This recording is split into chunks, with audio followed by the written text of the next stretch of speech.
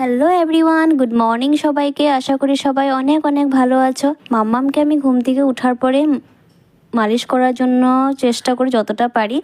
আর কখনো কাজ একটু থাকলে তখন হয় না, একটু লেট হয়ে যায়। তো যতটা পারি আমি ওকে তাড়াতাড়ি করার জন্য ট্রাই করি, কারণ কি পরে ঘুমিয়ে পড়ে অনেকটা লেট হয়ে যায়। লেট হলে আবার ভালো লাগে না, তখন ঠান্ডা সর্দিটা বেশি লেগে যায়।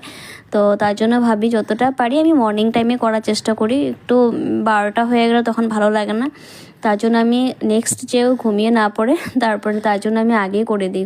মর্নিং ঘুম থেকে ওঠার পরে আমি ওকে করে দিই। আর দেখো মাম্মাম খুব ভালোবাসে ওকে মাসাজ করলেও হাসতে থাকে, দেখতেই পাচ্ছ তোমরা, ও হাসছে। তার মধ্যে ওর পাপা এসে দেখবে ওর সাথে কি সুন্দরভাবে খেলা করবে। ওর পাপার সাথে খুব ভালোবাসে, পাপাকে আজকাল দেখে ও আজকে ফার্স্ট টাইম ও উল্টেও গেছে। ও ট্রাই করছে এখন, সেই ভিডিওটা নেওয়া হয়নি, কারণ কি মাম্মাম যদি ব্যথা পায় তার জন্য আমি ওকে উঠিয়ে দিয়েছিলাম, না হয়তো আমি ভিডিওটা নিশ্চয়ই করতাম। তার মধ্যে মাম্মামকে আমি একটু ভালো করে মুছে টুছে সব কিছু করে আমি ওকে ড্রেস পরিয়ে দিয়েছি, কারণ কি মাম্মাম ড্রেস পরতে ভালোবাসে না।